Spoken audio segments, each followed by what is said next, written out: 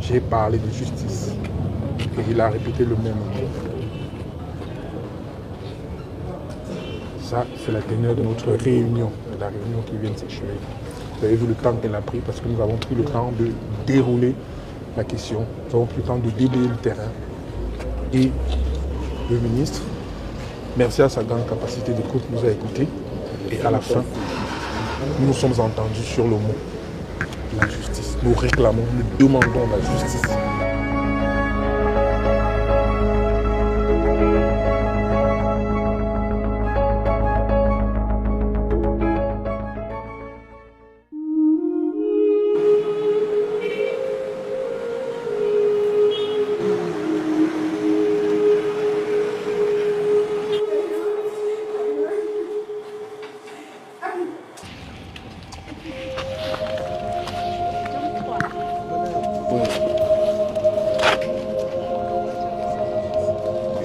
Ma première réaction, c'est que c'est une mort de trop.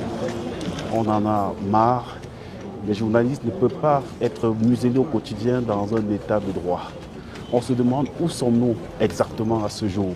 Si on est dans une république démocratique ou si on est dans un état de non-droit.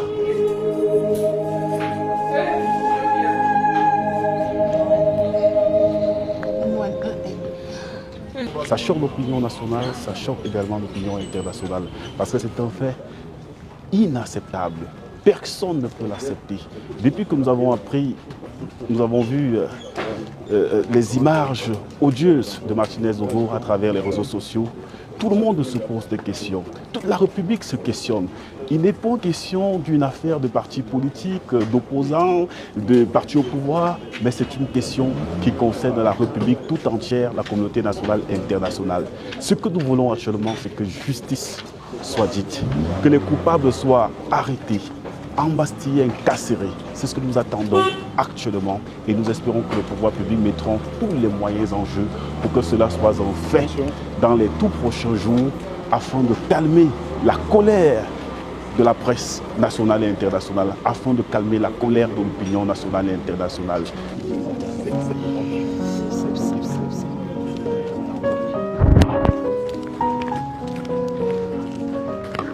Alors je pense que ce soit la manière ou alors l'assassinat en lui-même, tout ça est absolument choquant et inacceptable. Que dans un pays comme le nôtre, on enlève un journaliste et en plus qu'on l'assassine de manière aussi barbare est quelque chose qu'on n'avait pas beaucoup vu jusqu'à présent. Et on a l'impression qu'aujourd'hui, c'est une escalade, que le Cameroun est en train d'inaugurer un peu l'ère des escadrons de la mort, où on envoie des types assassinés, ceux avec qui on n'est pas d'accord. Et le message qui est envoyé à travers la barbarie de l'assassinat de Martinez Zogo, c'est un message de peur que l'on veut instiller au milieu des journalistes et dans les milieux de tous ceux qui ont décidé de ne pas se taire face à la forfaiture que l'on observe dans ce pays. Et moi, ce que je voudrais modestement demander aux confrères et à tous ceux qui rêvent d'un autre Cameroun, que ce n'est pas le moment de céder à la peur. Ce serait faire le jeu des bourreaux. On ne peut pas être dans un pays où d'honnêtes citoyens doivent avoir peur des criminels et des corrompus. Non, je pense que céder à la peur, ce serait montrer que Martinez Zogo est mort pour rien. Parce qu'en réalité, il est mort pourquoi? Il est mort simplement parce qu'il dénonçait un certain nombre de choses qui se passent dans ce pays, parce qu'il pensait que notre pays mérite mieux. C'est pour ça qu'on l'a tué.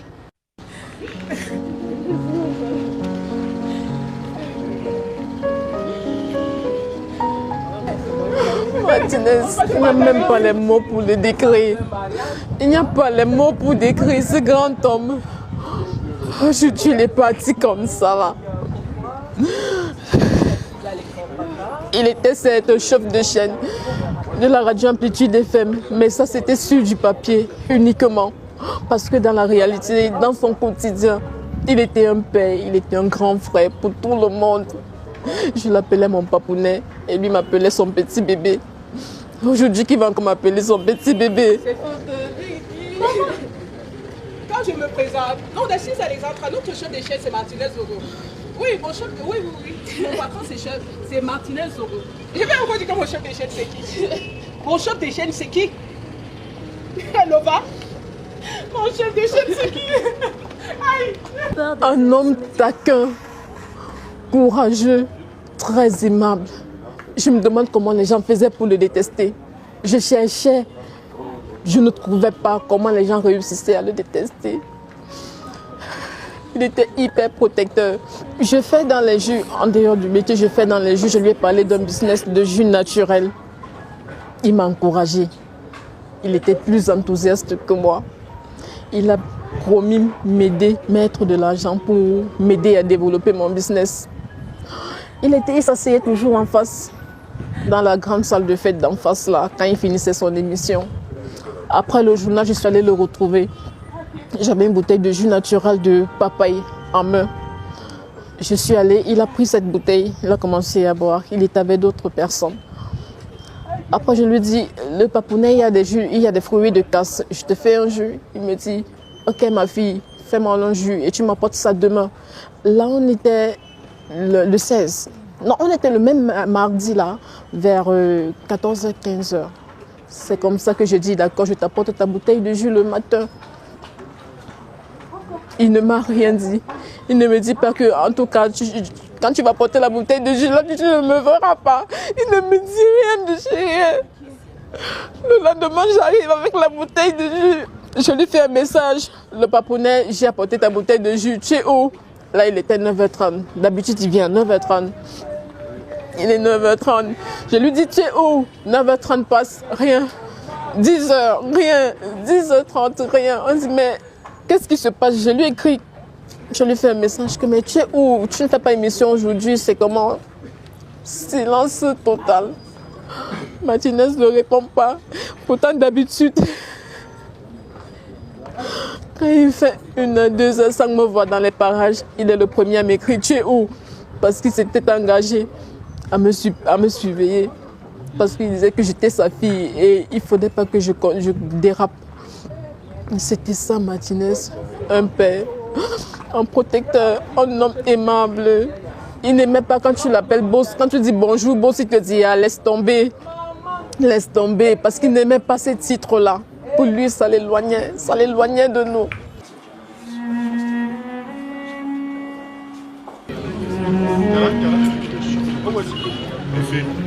Écoutez, j'ai partagé de bons moments avec le disparu, mais cette interview, la dernière qu'il m'a accordée, est l'un des meilleurs souvenirs et l'un des meilleurs moments d'adieu.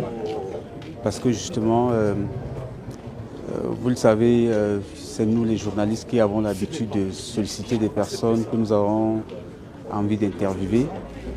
Mais c'est lui-même qui m'a approché et qui a estimé que le projet que j'étais en train de porter, c'est-à-dire cette émission, était en train de prendre véritablement corps. Et il estimait qu'il était temps pour lui de se prononcer sur un certain nombre de choses. Et nous nous sommes rencontrés ce jour-là. Nous avons préparé l'émission ensemble avant de l'enregistrer. Non, c'est quelqu'un qui parlait sans maquillage. C'est quelqu'un qui parlait sans make-up, permettez-moi l'expression. C'est quelqu'un qui avait conscience que les Camerounais constituent une masse de personnes éduquées, des personnes qui sont allées à l'école et d'autres qui avaient besoin d'un langage accessible. Et donc je pense qu'il utilisait parfois un langage qui est proche de tout le monde.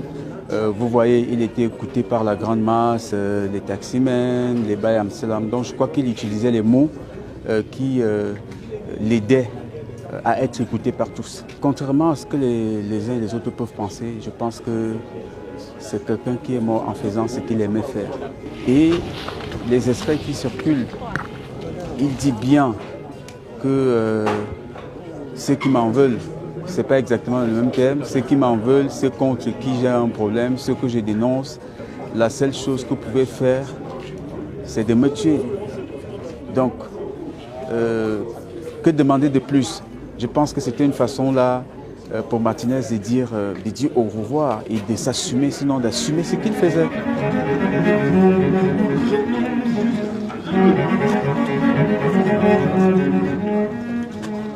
Ils ont coupé son sexe, ils ont coupé sa langue. Le message est clair, ne parlez plus. Celui qui n'a pas compris ce message n'a pas compris. Vous me demandez si c'est la consternation, et à votre avis?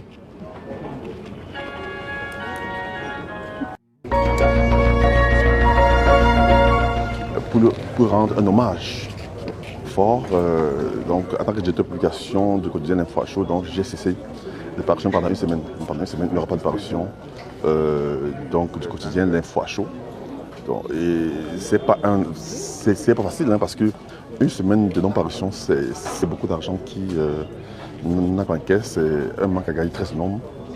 Mais il faut le faire. Il faut le faire pour, à travers ce silence, je compte illustrer et dénoncer cet acte odieux, cet assassinat-là, parce que nous, on parle, nous, on écrit. Si vous voulez contredire, écrivez, ou bien venez aussi parler. Si les contradicteurs de Martinez Zogo étaient normaux, c'est qu'ils venaient également le contredire sur ses grosses antennes. Et que ce que tu as dit là n'est pas vrai. Ils ont peut-être ce qu'on appelle un droit de réponse, un démenti. Mais ils ont utilisé des méthodes peu orthodoxes, des méthodes mafieuses. Ils ont utilisé des méthodes dangereuses. Donc nous sommes ici pour témoigner notre reconnaissance à Martinez pour ce qu'il a fait. Dans mon journal Info à Chaud, on l'appelait martyr, on l'appelait héros et nous continuons à l'appeler ainsi pour tout le travail abattu. Et nous dénonçons sérieusement ce type de réponse au travail des communicateurs, des animateurs, bref, des journalistes et des hommes de médias.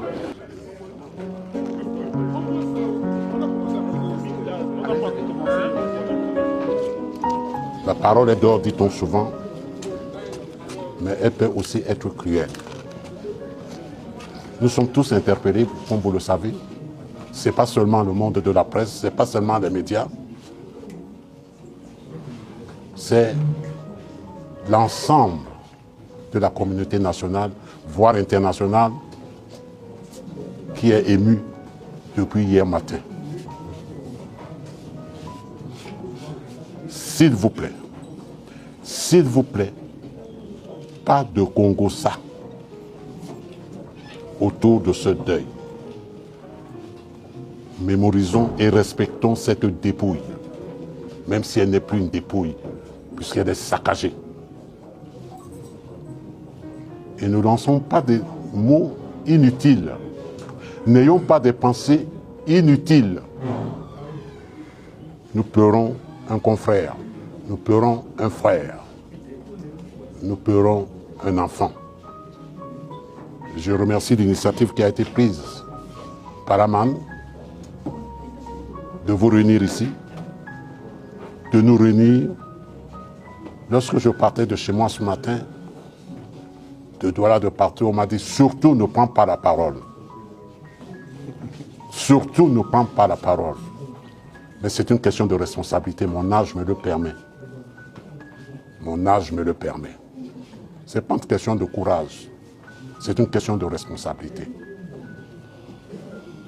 Dites-vous ceci aux morts, où est finalement ta victoire? Puisque lorsque je vous vois, je me rends compte que ceux qui ont perpétré ce crime odieux sont les plus confus. Après la pluie, vient le beau temps. Il vous revient. L'animateur le plus influent de la bande FM. Martinez Zogo. Martinez Zogo. Le propriétaire de tous les dossiers. La voix des sans-voix. Martinez Zogo. Plus fort et plus brutal que jamais.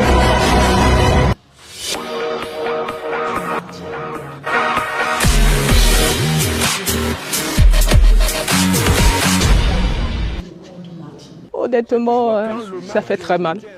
Ça fait très mal de venir. Il n'est pas trouvé le grand frère. Parce que normalement, j'ai émission à 12h30.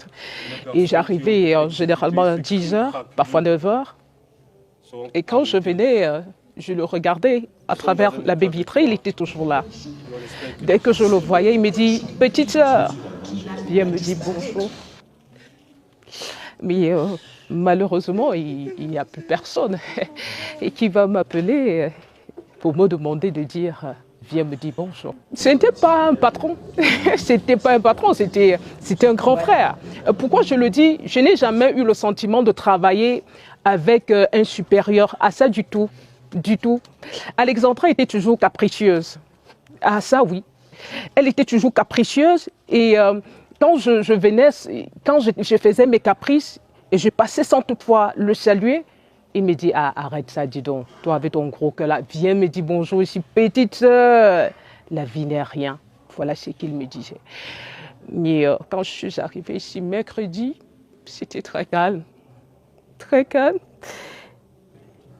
Très calme. Parce que généralement, à partir de 9h30, c'est bouillant. Avec embouteillage, avec Martinez Zogo. C'était très calme. C'était triste. J'ai compris que l'amplitude était finie en fait. Chaque fois qu'il parlait, chaque fois qu'il se mettait ici, parce que la personne qui se plaçait ici, ce n'était pas la même personne qui était au quotidien. Un jour, là c'était le 4 janvier, je pense bien, ou c'était le 14 janvier, quelque chose comme ça. Je l'ai écouté de la maison. J'écris. J'ai envoyé le message à mon grand frère. J'ai envoyé un message à mon grand frère. Vous allez devoir m'excuser. Hein. Je vais lire ce message. Oui, je vais lire ce message. C'était le 4 janvier. Bonjour grand frère. De grâce, fais attention à toi. J'ai été écouté avec une attention particulière. Et très violents sont tes dires. Certes, tu l'as dit, tu n'as pas peur de la mort, mais pense aux magnifiques anges que tu as. Prends soin de toi. Il m'a dit, bonjour ma chère. Justement, je fais attention, même Dieu est au contrôle. J'ai dit, amen. Quand je suis venue, j'ai dit, grand frère, s'il te plaît, je sais que ta ligne éditoriale est très violente, mais s'il te plaît, tu nous as ici Amplitude. Tu as également tes enfants, tu as ta femme et tout. Mais pense également à nous. Imagine. Il me dit, rien ne doit m'arriver. Voilà ce qu'il a dit. Ouh là là, c'est mon héros. Martinez, pour moi, c'est un Oumiobe. Il est parmi les Ernest Wandier. Il est parmi... Bref, c'est un martyr pour moi. Parce qu'il restera gravé dans ma mémoire comme un martyr. Ah ben ça, il restera gravé comme un martyr dans ma mémoire. Et là, pour ma part, Martinez est vivant. Chez nous, quand un malheur survient, il y a ce qu'on appelle le lieu du deuil. Tout le monde pose toujours la question, le lieu du deuil, c'est où? Alors, le lieu du deuil, c'est l'endroit où Martinez a, pendant toutes ces années, fait son programme fétiche. C'est son lieu de travail. Donc, tout simplement, nous avons voulu déposer, faire cette chapelle ardente à son lieu de travail, qui sera le lieu de deuil des journalistes. Nous allons rencontrer les plus hautes autorités de la communication tout à l'heure. Et voilà.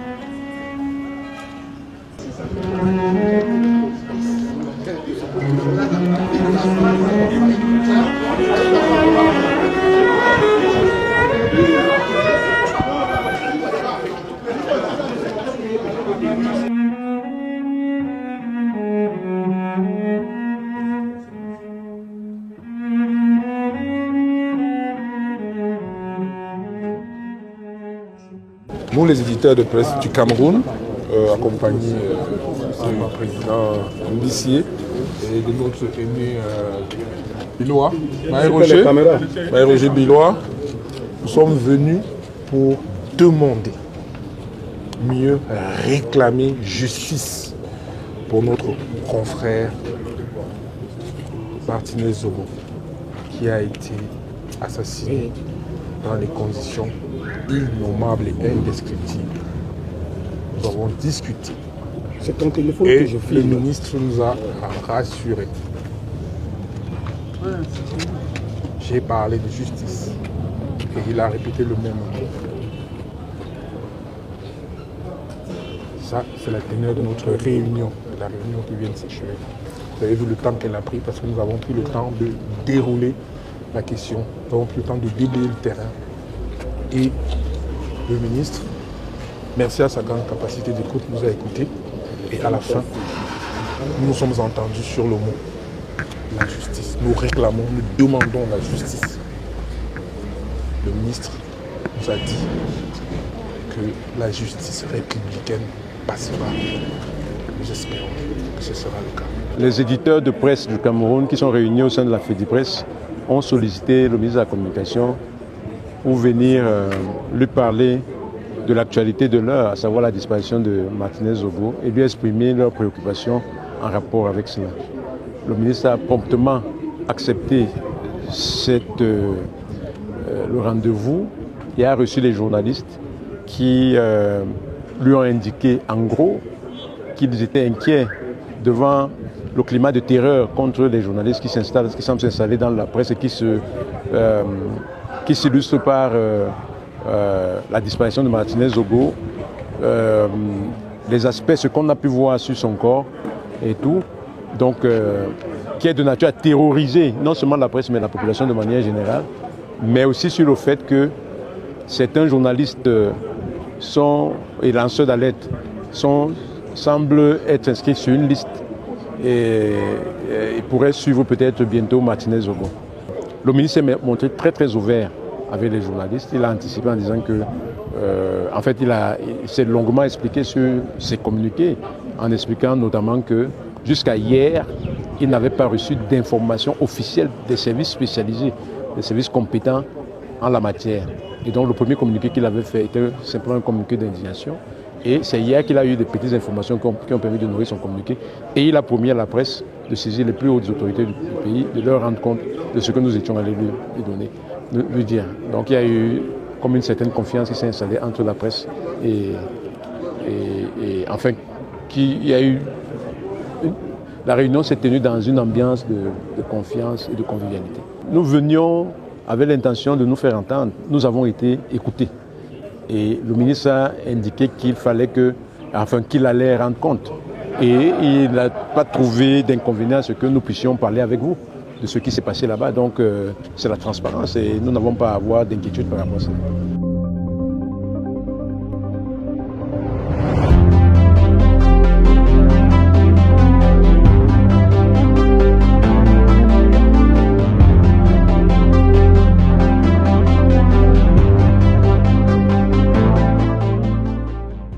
Mon domicile est pied, mon domicile est entouré par des inconnus. Que ce soit à 1h du matin, 2h du matin, il y a des gens qui font des tours, des voitures, d'Isaac qui garent aux alentours, des présences suspectes au quartier. Vous comprenez tout simplement que là, il y a urgence. Et je dis, il y a eu des réunions qui ont été faites il y a 3 semaines. Je fais partie des cibles, donc ce n'est pas un doute, ce n'est pas une spéculation, c'est un fait. Et nous travaillons tant bien que mal pour notre sécurité. S'ils l'ont fait pour intimider les gens, qu'ils sachent qu'ils vont monsieur comme Martinez. J'ai fait 2 ans de prison, vous savez les traitements que j'ai subis dans ces pays, des agressions, mais ce n'est pas ça qui va nous faire reculer. Donc lorsqu'on a des convictions, on est prêt à mourir pour ces convictions. Qu'ils sachent qu'il y aura des Martinez et des Martinez et que cette intimidation ne passera pas. La preuve, je suis à Yaoundé, on m'a dit de fuir, je ne fuis pas.